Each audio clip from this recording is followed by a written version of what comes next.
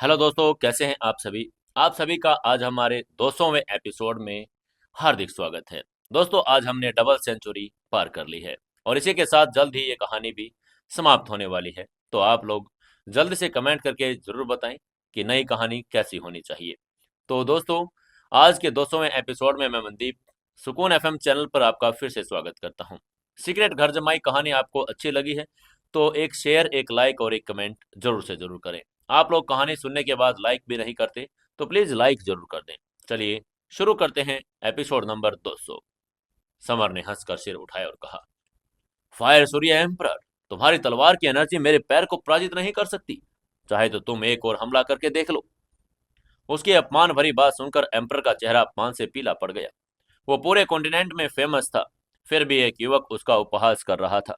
उसने गुस्से में दहाड़ कर कहा, आकाश फायर शैडो तलवार। और ये खंडित रॉयल लेवल की तकनीक थी। फायर सुप्रीम तलवार से 100 तलवारें प्रकट हुई, सभी दिशाओं में समर की तरफ छपट गई। असली और नकली में भेद करना असंभव था। उसका यह हमला देखकर नीचे खड़ी सेना में उत्साह की लहर दौड़ गई। उन्होंने चिल्लाकर कहा, अरे आज तो समर मारा जाएगा। हमारे एम्परर को इस हमले से कोई नहीं रोक सकता। वहीं जिया के चेहरे के भाव भी चिंता में बदल गए। वह असली तलवार नहीं पहचान पा रही थी। उसके पास खड़ी वैष्णवी भी घबराई हुई थी। उसने चिंतित होकर कहा, क्या हमें मदद कर लिए जाना चाहिए। उसकी बात सुनते ही जिया जाने के लिए तैयार हो गई, लेकिन तभी काले पीले ने रोक कर कहा, अरे चिंता मत करो, समर कोई ना कोई समाधान निकाल लेगा। इसलिए तुम लोगों को जाने की कोई जरूरत नहीं। तुम वहां जाकर उसकी परेशानी बढ़ाओगी। उसकी बात सुनते ही दोनों रुक गई, ध्यान से समर को देखने लगी। वहीं उधर समर ने अपनी दाहिनी आंख से दिव्य दृष्टि का इस्तेमाल किया। एक चमकीली गोल्डन रोशनी से 100 तलवारों को स्कैन किया और तुरंत दाई तरफ छिपी असली तलवार को पहचान लिया। ये देखते ही समर के होठों पर मुस्कान आ गई। उसने तुरंत स्ट्रैंगल हेल फिस्ट का इस्तेमाल किया, नर्क ताबीज मंत्रों के साथ। उसने एक ही पंच में 99 नकली तलवारों को नष्ट कर दिया, सिर्फ असली तलवार बची थी। ये देखते ही एम्परर और उसकी सेना स्तब्ध रह गई। जिस तकनीक पर उन्होंने गर्व किया था, अब वो एक पल में ध्वस्त हो चुकी थी। सभी लोग समर को हैरानी से देखने लगे। तभी समर ने ताना मारकर कहा, मैंने पहले भी कहा था तुम्हारी तलवार कमजोर है। मैंने तुम्हें कोई और हमला करने को कहा था, लेकिन तुम नहीं करना चाहते, तो अब मेरी बारी है। तभी समर ने मुंह खोलकर गोल्डन एनर्जी की एक किरण थूकी। आगे से एम्परर ने घबराकर अपनी तलवार से बचाव किया। एक तीखी ध्वनि के साथ प्रचंड एनर्जी का विस्फोट हुआ, जिससे आसपास के कई सैनिक मारे गए। एम्परर को भी कुछ कदम पीछे हटना पड़ा, जिससे एम्परर को अपमानित महसूस हुआ। वो और भी ज्यादा गुस्से में भर गया। उसने दहाड़ कर कहा, समर, अब मैं तुम्हें दिखाऊंगा मैं कितना ताकतवर हूं। ये कहते वो शून्य ताबीज तकनीक का इस्तेमाल करके गायब हो गया। अगले ही पल समर के पीछे प्रकट होकर उसने समर के दिल पर वार करने की कोशिश की, लेकिन आगे से समर पहले ही तैयार खड़ा था। समर ने चिल्लाकर कहा, पवन एलिमेंट के पंख। ये चिल्लाकर समर के पीठ पर हरे पंख उगाए। पवन दाव बीज की पावर से वो एक पल में 1000 मीटर दूर चला गया। इससे एम्परर का हमला खाली रह गया। वहीं एम्परर बार बार गायब होता रहा, हमला करता रहा, लेकिन समर की गति अब उसकी समझ से परे थी। हमलों की वजह से एम्परर की एनर्जी भी खत्म हो रही थी, जबकि समर सिर्फ उसके साथ खेल खेल रहा था। मौका पाते ही समर एम्परर के बाईं तरफ प्रकट हुआ। उसकी इंडेक्स फिंगर ड्रैगन की हड्डी से जुड़ी थी। उसने उंगली का इशारा किया और एक स्पर्श मात्र से एम्परर की बाह में छेद कर दिया। एम्परर दर्द से कराह उठा, लेकिन फिर भी समर नहीं रुका। उसने अपने ड्रैगन बोन फिंगर से एम्परर के शरीर पर कई बार छेदा। एम्परर का शरीर खून से लथपथ हो गया। वहीं यह सब देखकर एम्परर की सेना को अपनी आंखों पर विश्वास नहीं हो रहा था कि उनके भगवान को एक खिलौने की तरह पीटा जा रहा है। अंत में समर ने एम्परर के पीछे प्रकट होकर उसे एक जोरदार लात मारी। एम्परर फुटबॉल की तरह हवा में उड़ गया। समर ने उसे हवा में ही बार बार लात मारी। अंत में एक जोरदार प्रहार से उसे पहाड़ की चट्टानों पर दे मारा, जिससे वह चट्टानों के मलबे के नीचे दब गया। आसपास के सभी लोग ये देखकर हैरान हो गए। वो सोच रहे थे कि एम्परर मारा गया, लेकिन तभी अचानक एम्परर मलबे से बाहर निकला। उसका शरीर टूट चुका था, लेकिन उसका क्रोध चरम पर था। उसने चिल्लाकर कहा, समर, तुम्हारी हिम्मत कैसे हुई मुझ पर हाथ उठाने की। अब मैं आज तुम्हें मारूंगा। ये कहकर उसने अपना अंतिम अस्त्र निकाला, एक लाल रंग की फायर सूर्य लोकी। ये एक सीक्रेट स्पिरिचुअल खजाना था। उसने मंत्र पढ़ा और लोकी का ढक्कन खोल दिया। उसमें से 9000 डिग्री तापमान वाली भीषण ज्वाला निकली, जिसके आसपास सब कुछ राख कर दिया। तब डार्क नाइट एम्पर की आवाज समर के दिमाग में गूंज गई। उसने टेलीपैथी से कहा, छोटे, ये फायर सूर्यलोकी है, एंशियंट फायर संत का खजाना। इसकी ज्वाला तुम्हारी गोल्डन ज्वाला से एक रैंक ऊपर की है। ये बात सुनकर समर नर्वस हो गया। वो सोच रहा था कि उसके पास गोल्डन ज्वाला है, इसलिए उसको एम्पर की इस ज्वाला से डरने की कोई दिक्कत नहीं। लेकिन उसका भ्रम खत्म हो गया था। लेकिन तभी डार्क नाइट एम्पर ने समर को याद दिलाया कि उसके पास ड्रैगन ब्लड और ड्रैगन बोन है, जो किसी भी आग को सह सकती है। जैसे समर का कॉन्फिडेंस वापस लौट आया। उसने अपनी गोल्डन ज्वाला को एक्टिवेट किया, चिल्लाकर कहा, जाओ फायर सूर्य लोकी की ज्वाला को निकल जाओ। दो संत लेवल की ज्वालाएं आपस में टकरा गई। अचानक समर की गोल्डन ज्वाला से एक छोटी 5-6 साल की सुंदर गोल्डन बच्ची की आत्मा प्रकट हुई। उसने एम्पर की ज्वाला को थप्पड़ मारा। एम्पर के ज्वाला के भीतर से एक छोटे लड़के की डरी हुई आवाज आई। समर की गोल्डन ज्वाला ड्रैगन बोन की वजह से भी और स्ट्रांग हो चुकी थी। गोल्डन बच्ची ने एम्पर की ज्वाला को चारों तरफ से लपेट लिया और एंशियंट ताबीज मंत्रों का इस्तेमाल करके उसे निगल लिया। एम्पर का सबसे बड़ा हथियार अब समर की पावर का हिस्सा बन चुका था। एम्पर अब पूरी तरह से असहाय था। तभी समर उसके पास पहुंचा और एक पंच दे मारा। उसकी पसलियां टूट गई। आगे से एम्पर ने घबराकर अपनी तलवार उठाई, लेकिन समर ने उसे आसानी से छीन लिया। अगले ही पल समर ने उसी तलवार को घुमाया। एम्पर का सिर धड़ से अलग होकर जमीन पर लुढ़क गया। उसकी आंखों में अंत तक अविश्वास था। उसकी मौत के साथ ही रणभूमि में सन्नाटा छा गया। फिर चीख पुकार मच गई। एम्परर के सैनिकों ने चिल्लाकर कहा, एम्परर मर चुके हैं, भागो, समर शैतान है। सेना जान बचाकर भागने लगी, लेकिन समर की आंखों में दया नहीं थी। उसे वो अनाथ लड़की याद आ रही थी जिसका पूरा परिवार इस सेना ने मारा था। उसने अपने गुरुत्वाकर्षण किंगडम से भागती हुई सेना को जकड़ लिया। आग और तूफान की पावर से उन्हें जलाकर राख कर दिया। तभी जिया और अन्य साथियों ने बचे खुचे दुश्मनों का सफाया कर दिया। फायर सूर्य एम्पर अब पूरी तरह से मर चुके थे। अब ये पूरा युद्ध का मैदान शांत था। सब कुछ शांत होने पर जिया ने समर से पूछा, समर, अब हम क्या करने वाले हैं? आगे से समर ने मुस्कुराकर कहा, चलो पहले फायर सूर्य एम्पर से कुछ खजाने लूट लें, फिर हम दूसरे देश की सेना को रोकने जाएंगे। ये कहकर उसने फायर एम्पर की स्टोरेज रिंग उठाई और उसके निशान मिटाकर अंदर झांका। अंदर का दृश्य देखकर समर की आंखें चमक उठी। वहां सुप्रीम लेवल के अमृत तकनीक खजानों का ढेर लगा था। उसने खुशी में बुदबुदा कर कहा, अरे बड़ी मोटी भेंट, ये सचमुच एक बड़ी मोटी भेंट है। तभी काला पिल्ला, आकाश भक्षी सांप, जिया, वैष्णवी और डेजर्ट दानव सभी समर की तरफ दौड़े। वे अनगिनत खजाने देखकर बहुत एक्साइटेड थे। समर सुप्रीम लेवल के 8वें स्टेज के अमृत को उठाने ही वाला था कि तभी उसके गहन मन में एक काली सफेद रोशनी बिजली की चमक निकली, अमृत को निगल गई। समर तुरंत समझ गया, ये काला सफेद चक्की का पत्थर था। यह सचेत खजाना हमेशा सुप्रीम चीजों को सबसे पहले हड़प लेता था। क्रोधित होने के बावजूद समर कुछ नहीं कर सकता था। डर के मारे उसने जल्दी से 5वें स्टेज से 3 अमृत खजाने अपने हाथ में सुरक्षित कर लिए। सौभाग्यवश चक्की का पत्थर सिर्फ सुप्रीम चीजों में रुचि रखता था। जल्द ही तृप्त होकर वापस समर के मस्तिष्क की गहराई में चला गया। समर ने राहत की सांस ली। अचानक फायर ड्रैगन की आत्मा प्रकट हुई। उसने बची हुई सारी औषधियां खा ली। समर का चेहरा गुस्से से हरा पड़ गया, लेकिन ड्रैगन की पिछली मदद को याद कर वो चुप रहा। ये देखकर काले पिल्ले और आकाश बखी सांप भी पीछे नहीं रहे। छोटे शरीर होने के बावजूद उनका पेट अथाह था। वो दर्जन औषधियां, दानव नाभिक और ह्यूमन क्रिस्टल लोहे के गटक गए। समर को उन पर भी गुस्सा आ रहा था। माना कि समर चक्की के पत्थर और फायर ड्रैगन पर गुस्सा नहीं निकाल सकता, लेकिन इन दोनों को तो मार सकता था। समर ने उन्हें लात मारकर दूर धकेला। उनको गुस्से से घूर कर कहा, तुम दोनों ने पहले बहुत सारे अमृत पी लिए, कुछ आगे के लिए बचा लो। वो दोनों समर पर कड़ा रुख देखकर सहम गए। इसके बाद समर ने बची हुई जड़ी बूटियां जिया, वैष्णवी, डेजर्ट दानव को देकर कहा, इन जड़ी बूटियों से तुम अपनी लाइफ पावर बढ़ा सकते हो दोस्तों।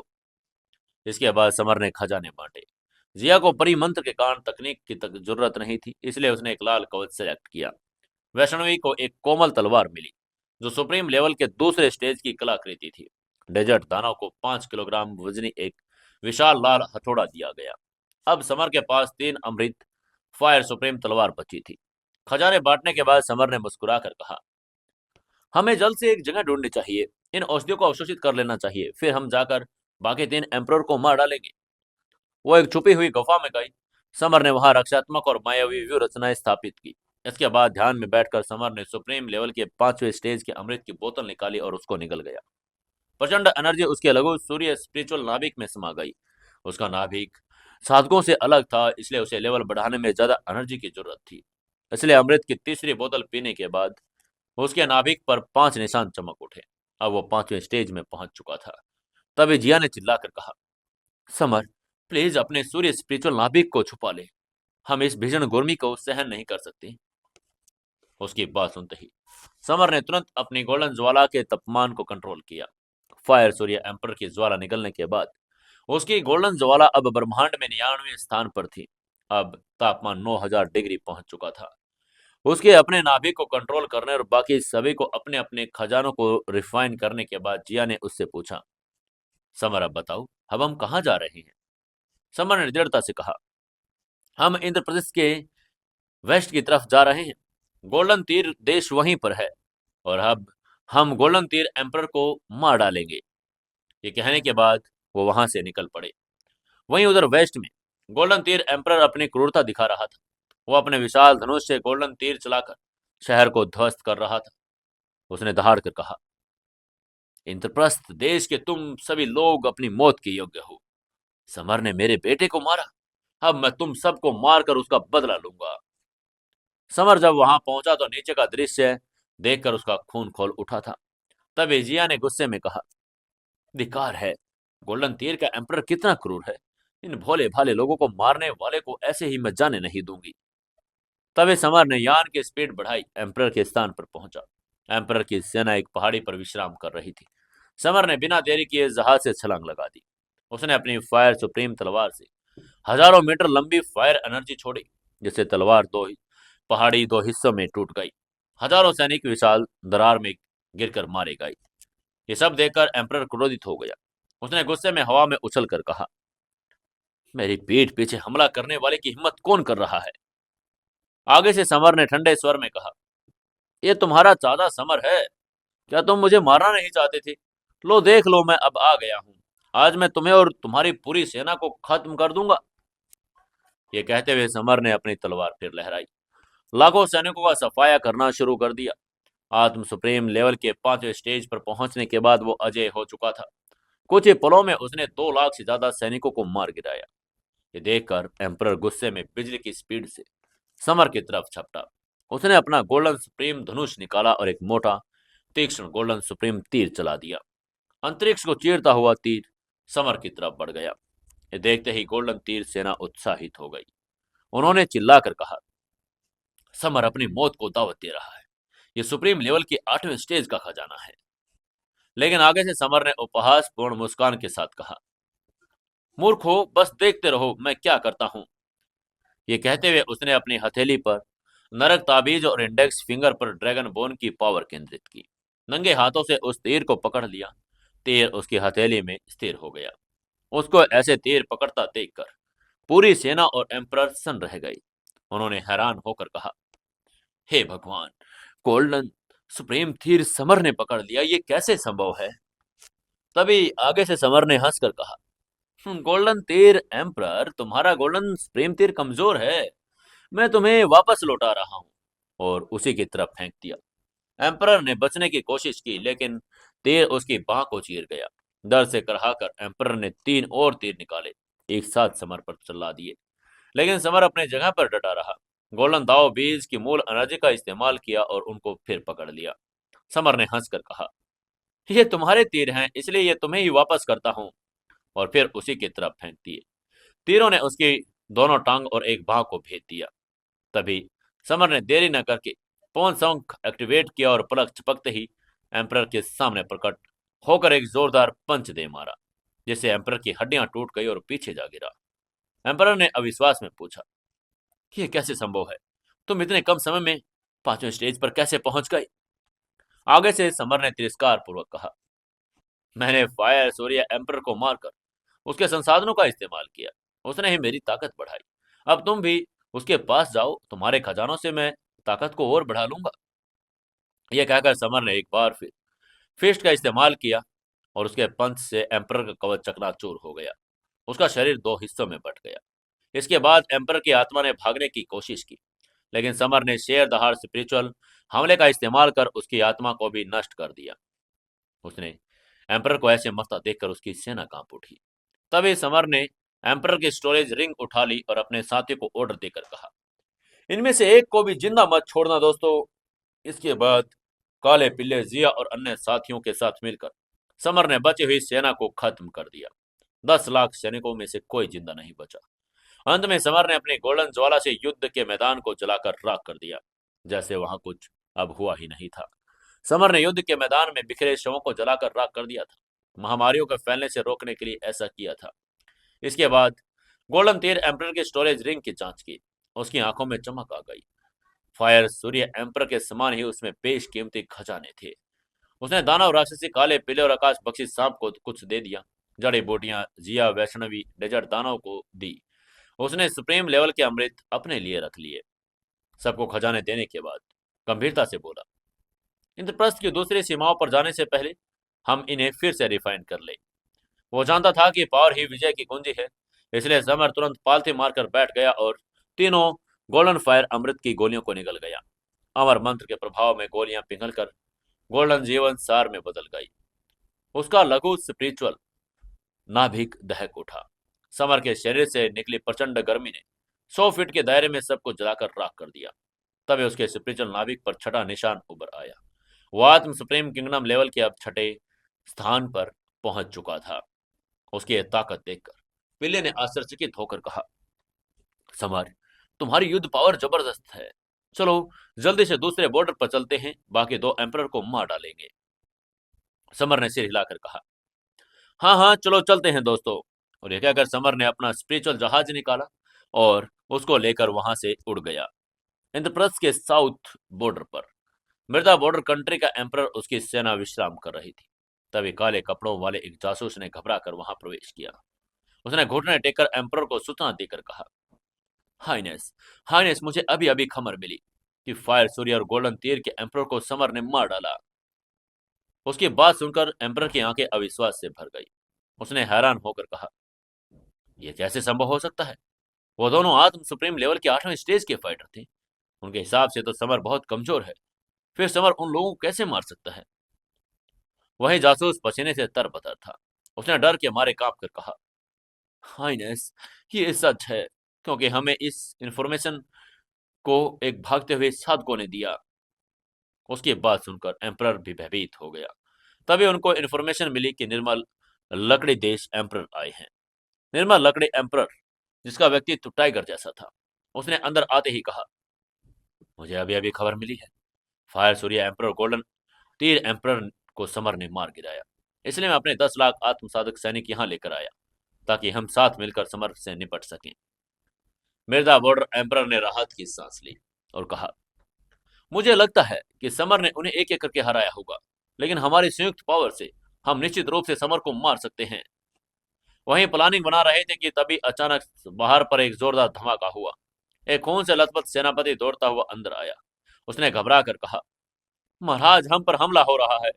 वो एक स्पिरिचुअल जहाज में आया है। उसने तलवार के एक ही वार से हमारे 1 लाख आत्म साधकों को मार डाला। उसके बाद सुनते ही दोनों एम्परर बाहर दौड़े। बाहर उन्होंने देखा कि आकाश में लाल जहाज पर खड़ा समर साक्षात मौत का देवता लग रहा था। उसकी तलवार के हर वार पर पहाड़ टूट रहे थे, सैनिक मारे जा रहे थे। मृदा बॉर्डर के एम्परर ने चीख कर कहा, तुमने मेरे बेटे और मेरे कई आदमियों को मार डाला। मैं आज तुम्हें मारकर उनका बदला लूंगा।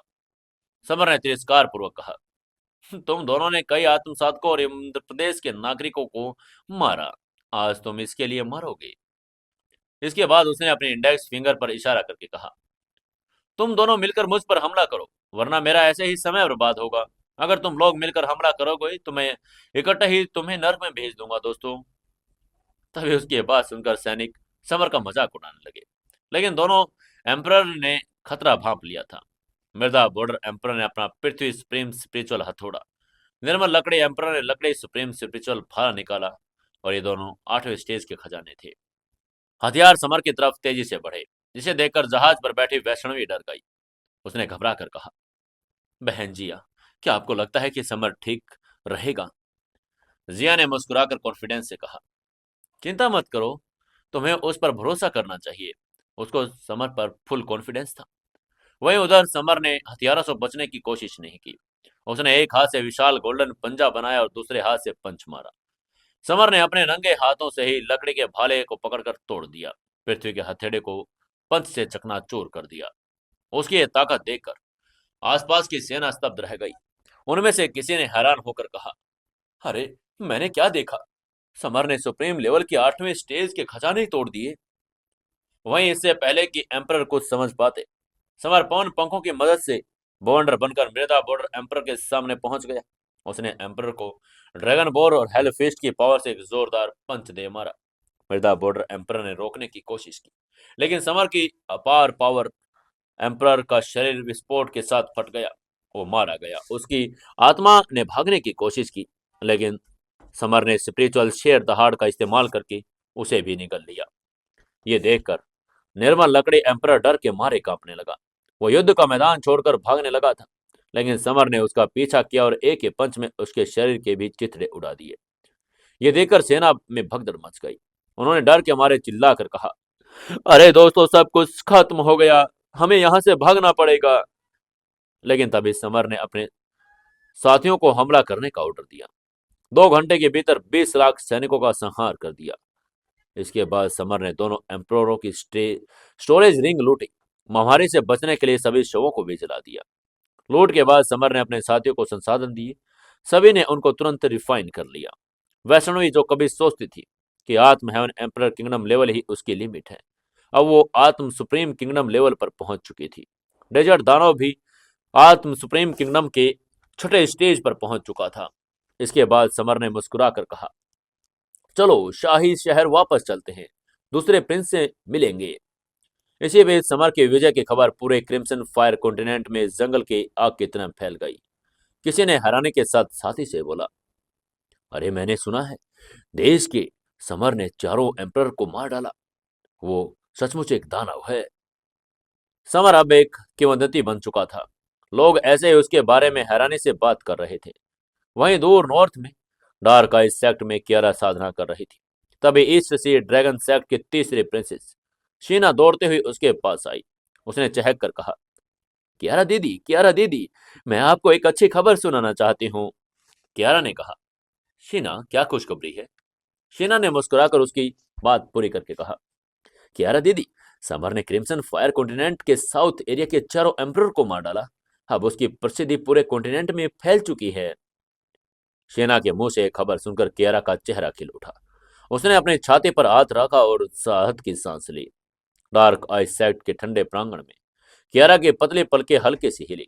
उसके लाल होठों पर एक गर्वित मुस्कान थी। उसने शेना की तरफ देखा और दृढ़ता से कहा, मैं जानती हूं कि मेरा पति पावरफुल है। वो लोग उसका कभी मुकाबला नहीं कर सकते थे। कियारा को समर की क्षमता पर पूर्ण विश्वास था, लेकिन चारों एम्परर की पावर को कम आंकना मूर्खता ही थी। उसने मन ही मन प्रतिज्ञा लेकर कहा, समर, प्लीज मेरा इंतजार करना। जब मैं आत्म सुप्रीम किंगडम लेवल की साधना पूरी कर लूंगी, तब मैं कुछ भी करके तुम्हारे पास आ जाऊंगी। अब तुमसे एक पल भी दूर रहना मेरे लिए मुश्किल हो रहा है, लेकिन क्या करूं, मजबूरी है। इस ताकत के साथ मैं इतनी दूर आ भी नहीं सकती। वहीं समर की विजय की गूंज सेक्टरों तक सीमित नहीं रही। पूरा कॉन्टिनेंट और मार्शल आर्ट अलायंस भी हिल चुका था। वेस्टर्न हेडक्वार्टर में अलायंस के हेड नीरज एक विशाल आत्म सुप्रीम लेवल के छठे स्टेज के मेट्रेट से बने सिंहासन पर विराजमान थे। उनकी आंखों से निकलती पावर इतनी प्रचंड थी, कोई उसे नजर मिलाने का साहस नहीं कर सकता था। उसके सामने इंद्र प्रदेश ब्रांच का वाइस कमांडर हर्षित घुटनों के बल बैठा था। हर्षित ने उसको रिपोर्ट करके कहा, मेरे मास्टर, मुझे उम्मीद नहीं थी कि वो इतना बड़ा और विनाशकारी कार्य कर सकता है। वो तो मानो मौत के देवता का ही समान था। नीरज ने उसकी बात पर थोड़ी देर विचार किया, ऑर्डर देकर बोला, हरदेश, तुरंत इंद्र प्रदेश जाओ। समर को और हमारे मार्शल अलायंस में शामिल करने के लिए हर संभव प्रयास करो। समर चाहे जो भी रिक्वेस्ट करे, तुम्हें उसे पूरा करने का वादा करना होगा। आगे से हर्षित ने झिझक कर पूछा, मेरे मास्टर, आप समर को इतना इंपॉर्टेंस क्यों दे रहे हैं? वो सिर्फ छठे लेवल पर ही तो है। उसकी बात सुनकर नीरज हल्के से मुस्कुराया, हार्दिस को समझाकर बोला, ठीक है, वो सिर्फ छठे लेवल पर है, लेकिन तुम मुझे बताओ, छठे स्टेज के फाइटर ने आठवें स्टेज के फाइटर को कैसे मार डाला? आत्म रॉयल किंगडम लेवल में प्रवेश करने के बाद वो और भी अजय हो जाएगा। उसके बाद हार्दिस को समझ आ गई। उसने सिर झुकाकर नीरज को प्रणाम किया, फिर वहां से समर को मिलने के लिए निकल गया। इस बीच इधर समर का स्पिरिचुअल जहाज इंद्रप्रस्थ की राजधानी की तरफ बढ़ रहा था। नया एम्परर, मतलब दूसरा प्रिंस, उसके स्वागत के लिए शहर के बाहर खड़ा था। लाल कालीन बिछ गए थे, हवा फूलों से महकने लगी थी। तभी जिया ने जहाज से नीचे देखकर कहा, समर, नए इंद्रप्रस्थ एम्परर तुम्हें इंपोर्टेंस देते हैं। हम में से कोई भी इस तरह का सम्मान पाने के योग्य नहीं है। उसकी बात सुनकर समर हल्के से मुस्कुराया, फिर जहाज से नीचे उतरा। जैसे वो नीचे उतरा, उसको देखते ही एम्परर ने प्रोटोकॉल तोड़कर दौड़कर समर का स्वागत करके कहा, मुझे पता था तुम बिल्कुल ठीक हो गए और जीत कर वापस लौटोगे। दरबारी और सैनिक ये देखकर स्तब्ध रह गए। एम्परर अपनी रेपुटेशन की परवाह किए बिना एक व्यक्ति के लिए दौड़ पड़ा। वहीं समर ने एम्परर से विनम्रता से कहा, मुझे जल्दी से छोड़ दो, मैं इस सम्मान के योग्य नहीं। उसकी बात सुनकर एम्परर ने हंसकर कहा, इस बार तुमने अच्छा काम किया। तुमने हमारे देश को और भी फेमस और रेपुटेड बना दिया, इसलिए तुम्हारा सम्मान तो बनता है। समर ने जवाब देकर कहा, यह सब मेरी वजह से हुआ था, इसलिए इसको खत्म करने का फर्ज मेरा ही था। तभी एम्परर ने अनाउंसमेंट करके कहा, शाबाश, मैं आज राजमहल में तुम्हारे लिए एक भव्य पार्टी ऑर्गेनाइज करूंगा। तुम्हारी इस जीत की खुशी में देश में आज छुट्टी भी रहेगी। इसके बाद समर, जिया और उसके साथियों के साथ एम्परर के बगल में चलते हुए महल की तरफ बढ़े। सड़क के दोनों तरफ लाखों की भीड़ थी। बूढ़े से लेकर बच्चे तक हर कोई उस नायक को देखना चाहता था जिसने अकेले ही 4 एम्परर को मार गिराया। भीड़ में खड़ी युवतियां समर को देखकर आहें भर रही थी। तभी एक लड़की ने समर को देखकर आह भरकर कहा, अगर मैं उसकी गर्लफ्रेंड बन सकूं तो कितना अच्छा होगा।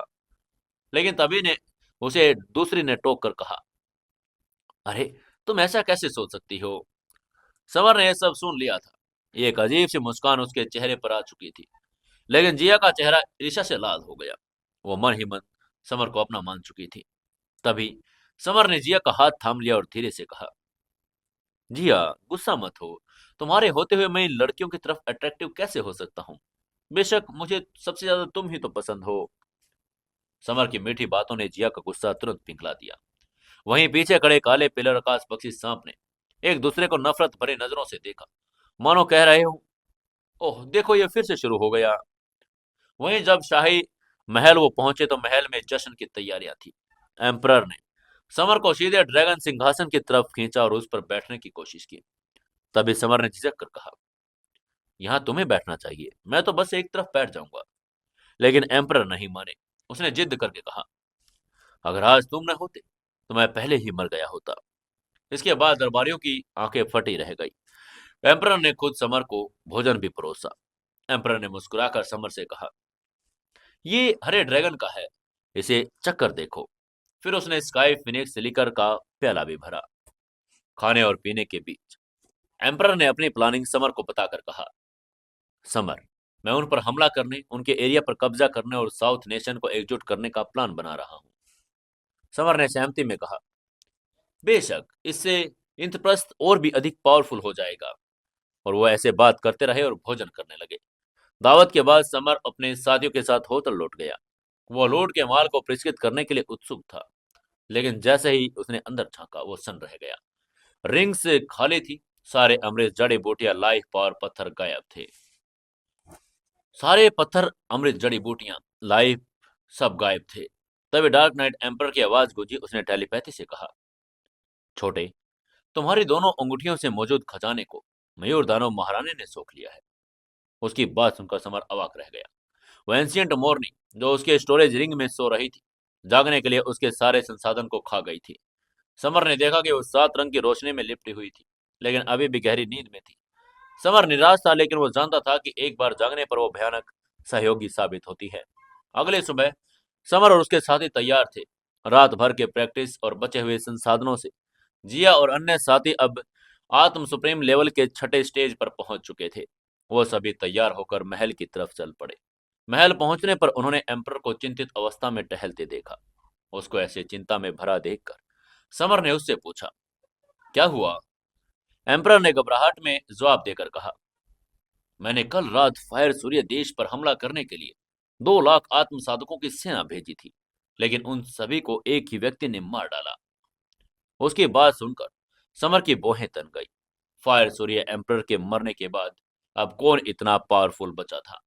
उसी समय उधर हजारों किलोमीटर दूर बॉर्डर पर एक लाल बालों वाला एल्डर खूनी कीचड़ से बीच खड़ा था। उसकी आंखों में प्रतिशोध की आग थी। उसने अपने दांत भींचे और कहा, समर तुम कमीने, मैं आज ही इंद्रप्रस्थ जाकर तेरा चमड़ा नोच लूंगा। और वो कहकर महल की तरफ बढ़ने लगा। वहीं उधर महल में अभी समर और एम्परर चर्चा कर रहे थे। आकाश में एक भीषण आवाज गूंजी। उस आवाज ने कहा, इंद्रप्रस्थ के एम्परर समर, बाहर आ जाओ, अपने अंजाम का सामना करो। और एक सूर्य स्पिरिचुअल तरंग जो महल को नष्ट करने के लिए आ रही थी, तभी स्पिरिचुअल तरंगे आपस में टकरा गई। समर ने भी अपनी तुरंत शेरों को छोड़ दिया था। उनकी इस टक्कर से स्पेस कांप उठा। समर ने ऊपर देखा। वहां एक लाल कपड़ों वाला फायर जैसा एल्डर खड़ा था। एम्परर ने उसे देखते ही पहचान लिया और कांप कर कहा, समर, ये तो फायर सूर्य एम्परर के एंसेस्टर हैं।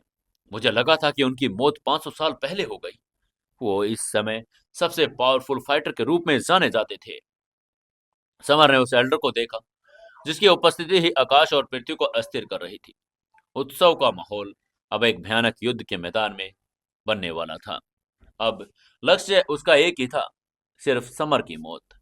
वहीं नीचे स्थित अभी आत्म साधक फायर सूर्य साम्राज्य के एंसेस्टर का नाम सुनकर बुरी तरह भयभीत हो गए थे। भीड़ में फुसफुसाहट होने लगी।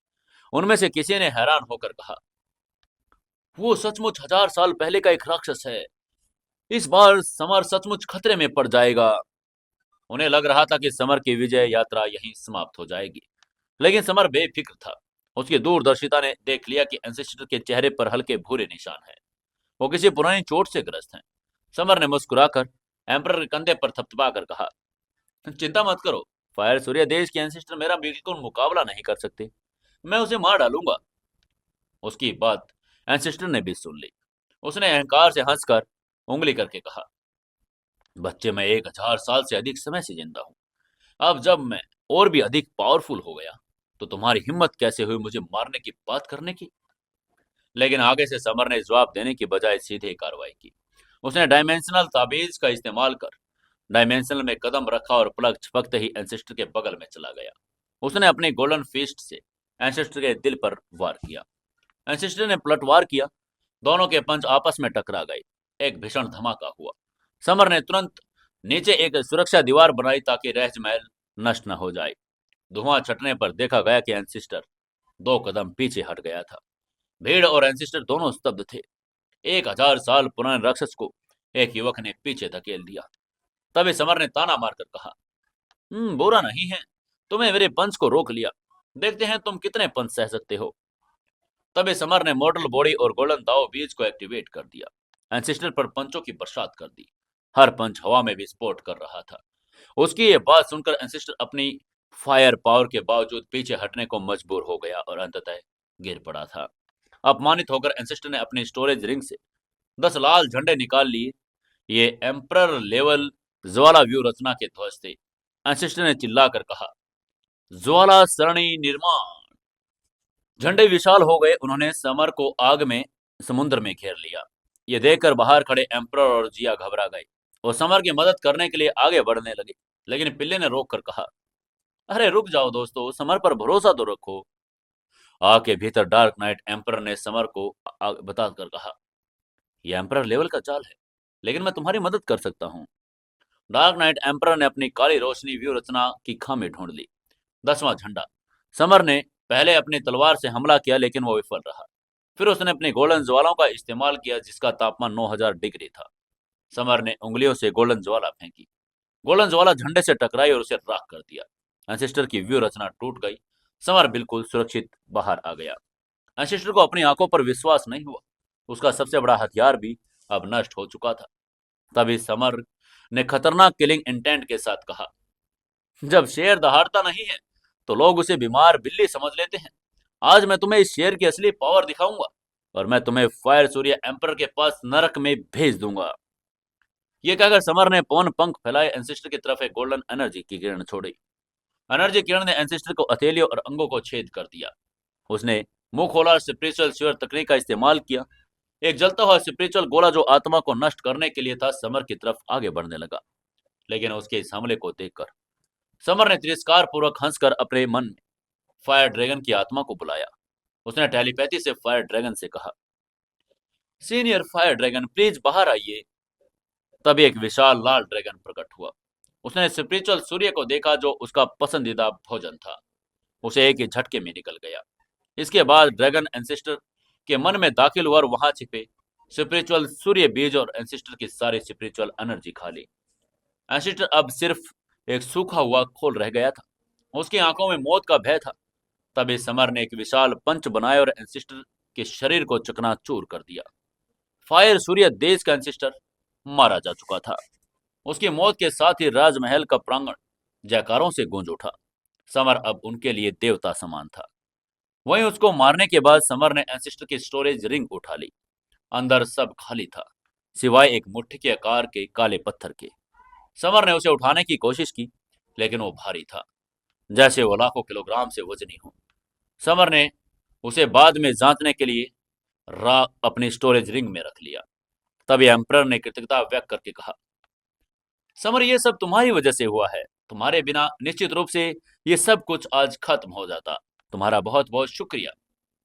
लेकिन आगे से समर ने गंभीरता से कहा, क्योंकि फायर सूर्य साम्राज्य का अपना एंसेस्टर था, इसलिए मुझे लगता है कि बाकी 3 देशों से भी कुछ छिपे हुए सुप्रीम पावरफुल मास्टर हो सकते हैं। उन सभी को मार डालना ही बेहतर होगा। उसकी बात सुनकर एम्परर ने आशा भरी निगाहों से सहमति जता दी। समर ने उसे वादा किया, चिंता मत करो, मैं तुम्हें बाकी 3 देशों की सुप्रीम पावर्स को मारने में मदद करूंगा ताकि इंद्रप्रस्थ के लिए कोई भी संभावना परेशानी न आए। समर ने हाथ हिलाकर दृढ़ता से कहा, इसमें देरी नहीं होनी चाहिए। मैं अभी बाकी 3 देशों की खोजबीन करूंगा। अगर मुझे कोई पावरफुल आत्मसाधक मिला तो उसे मौके पर मार डालूंगा। अनावश्यक देरी से परेशानी हो सकती है दोस्तों। ये कहते हुए उसने अपनी आत्मा जहाज को स्टोरेज रिंग से बाहर निकाला और 18 सुप्रीम लेवल के पत्थर लगाकर अपने साथी जिया काले पिल्ले आकाश बख्शी सांप फैशन डेजर्ट दानव किंग सैंडी के साथ उड़ान भर ली। यात्रा लंबी थी, इसलिए समर ने रास्ते में उस काले पत्थर की जांच शुरू कर दी जो उसे फायर सूर्य एंसेस्टर से मिला था। पत्थर रहस्यमय था। समर की नॉर्मल स्पिरिचुअल एनर्जी उसमें प्रवेश नहीं कर पा रही थी।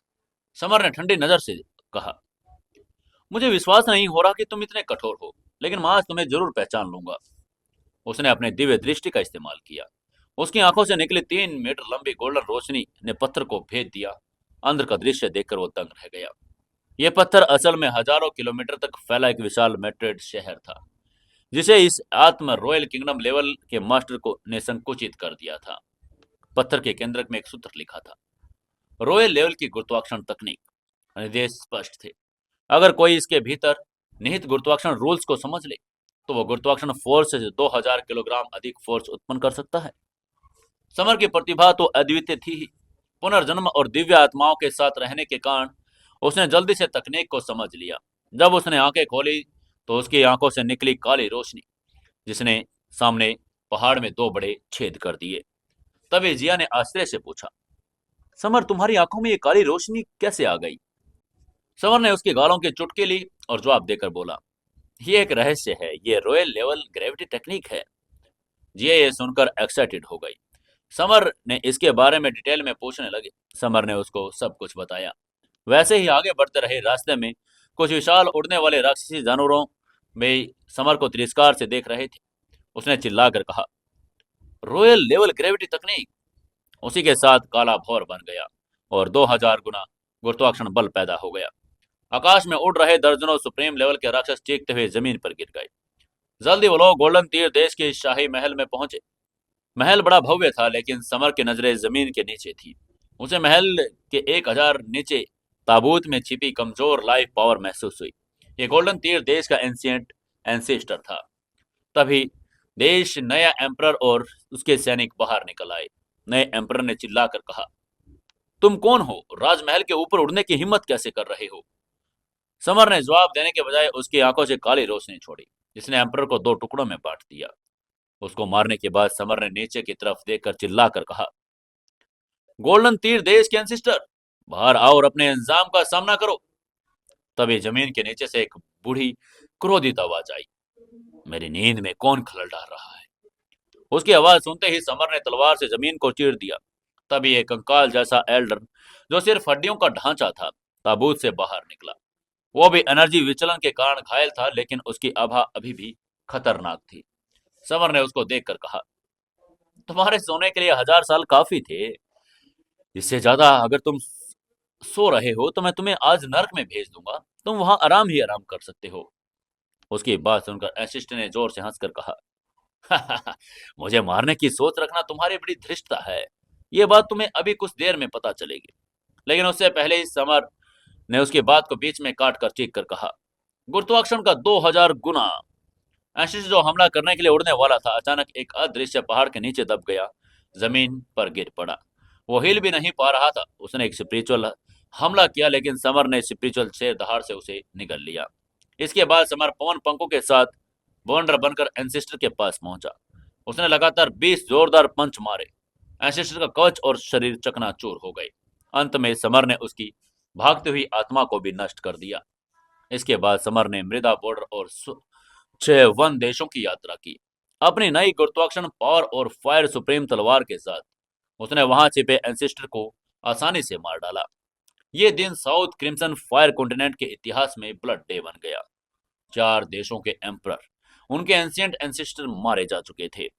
वहीं उधर दूसरी तरफ वेस्टर्न एशिया में मार्शल आर्ट अलायंस के हेडक्वार्टर में लीडर नीरज एक मेट्रेट पर बैठे थे। ब्लड डे की खबर सुनकर वो स्तब्ध रह चुके थे। उनको विश्वास ही नहीं हो रहा था कि एक आत्म सुप्रीम के छठे लेवल के मास्टर ने ये सब कुछ कर दिया। उनमें से उसने एक एल्डर से कहा, अंकल रामकरण, प्लीज जाकर हार्दिश से तुरंत कहे समर को हमारे साथ शामिल करने के लिए मना ले, भले ही हमें उसे वाइस लीडर की पोस्ट क्यों न देनी पड़े। उसकी बात सुनते ही अंकल रामकरण वहां से निकल गए। दूसरी तरफ crimson fire chamber of commerce सोलोनी अपने माता पिता को समर के बारे में बता रही थी। उसके पापा और वीर प्रताप ने गंभीरता से कहा, इस समर के कई राज हैं, तुम्हें उसे हमारे साथ शामिल करने के तरीके सोचने होंगे। तभी उसकी मां ने सलोनी को छेड़कर कहा, क्या तुम उसे पसंद करती हो? उसकी बात सुनकर सलोनी शर्म से लाल होकर कमरे से भाग गई। उसे मन ही मन में सोचते हुए कहा, समर तुम तो वाकई एक राक्षस हो। लेकिन हर कोई समर से जुड़ना नहीं चाहता था। तलवार supreme sect, sabre supreme sect और ब्लैक एक्सीलरेटर सेक्ट, जिनके स्टूडेंट्स को समर ने मारा था, अब वो डर और गुस्से में थे। उन्हें पता था कि अगर समर आत्म रॉयल किंगडम लेवल पर पहुंच गया तो उनका अंत निश्चित है। उन्होंने एक हताश कदम उठाया। उन्होंने भारी खजाना लेकर कुख्यात डार्क एरो असिस्टेंस ऑर्गेनाइजेशन से संपर्क किया। उनका एकमात्र लक्ष्य था समर को मरवाना। इसी बीच उधर समर अपने स्पिरिचुअल जहाज पर बैठा इंद्रप्रस्थ की राजधानी की तरफ बढ़ रहा था। उसे आने वाले खतरे का कोई आभास नहीं था। जहाज सुप्रीम लेवल के पत्थरों को संचालित होकर तूफान की तरफ उड़ रहे थे। तभी अचानक कहीं से एक काला तीर प्रकट हुआ, सीधे समर के दिल की तरफ लपटा। समर की इंद्रियां सतर्क थी। उसने बिजली की गति से पीछे हाथ घुमाया और तीर को हवा में पकड़ लिया। तीर से काले रंग की संग्राक्ष एनर्जी निकल रही थी। ये सुप्रीम लेवल का जहर था।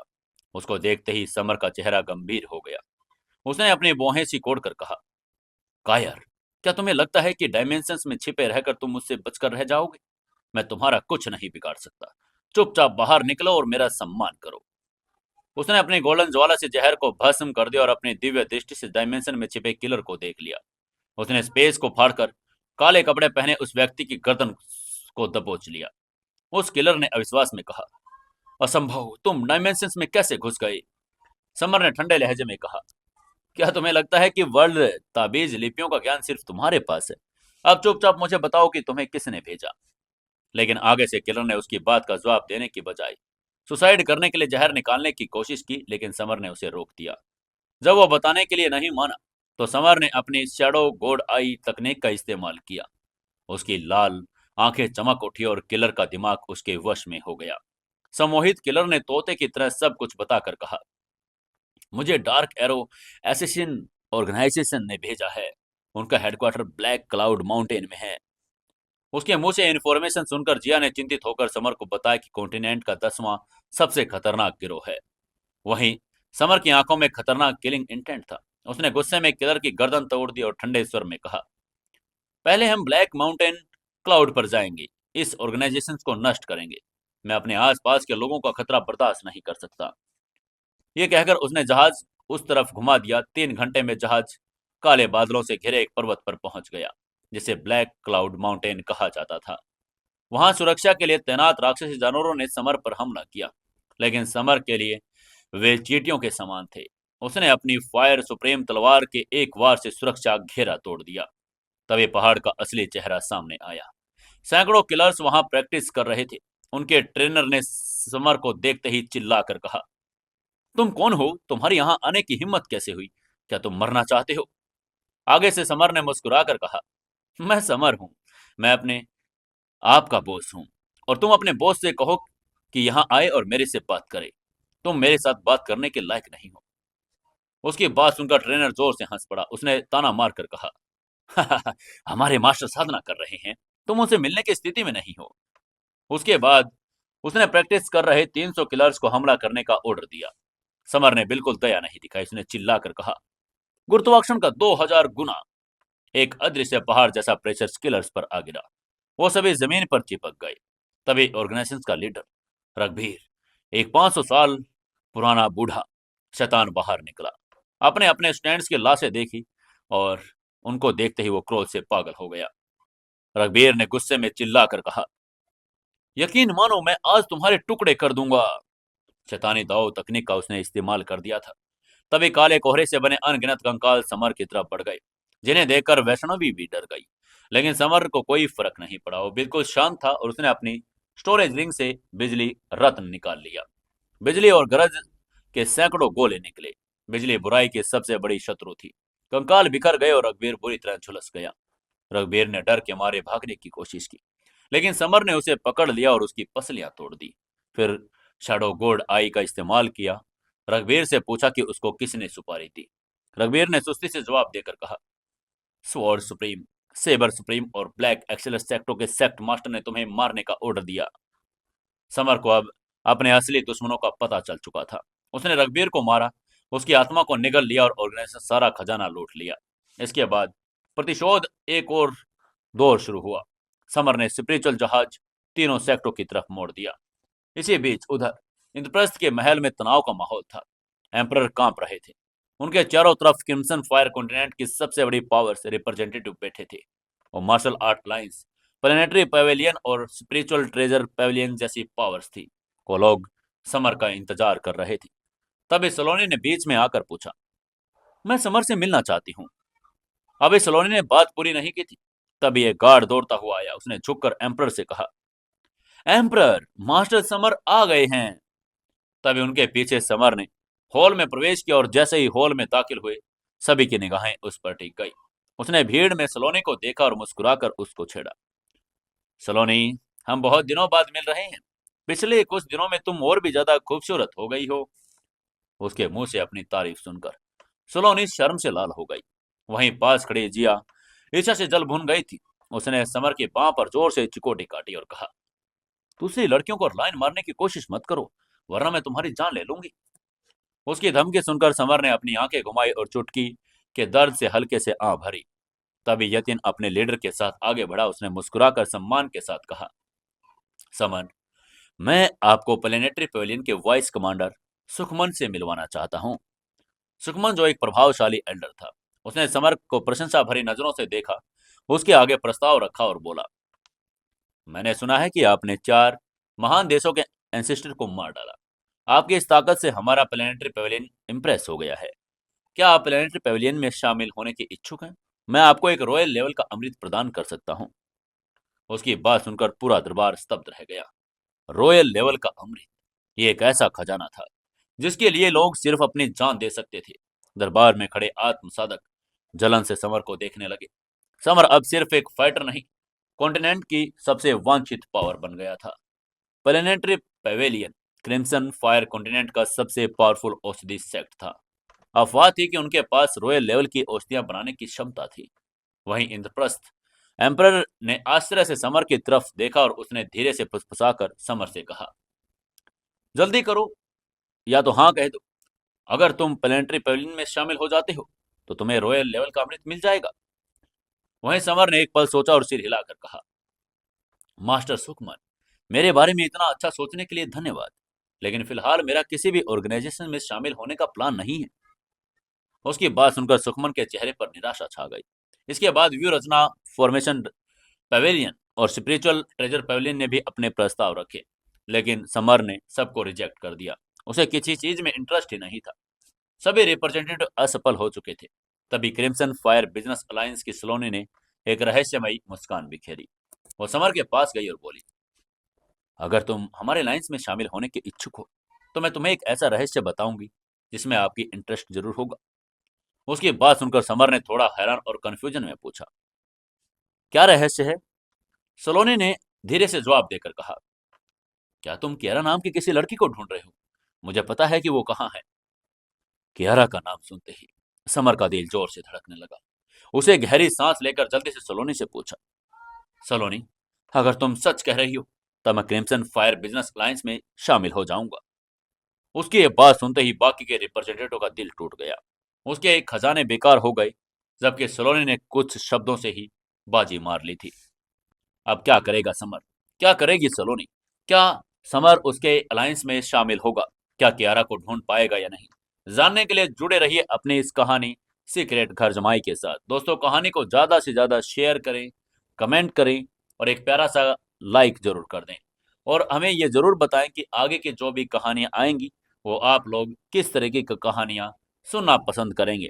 जैसे ही आपको कहानी अच्छी लगती है कमेंट करके जरूर बताएं, हम आपको वैसे ही कहानी जरूर सुनाएंगे।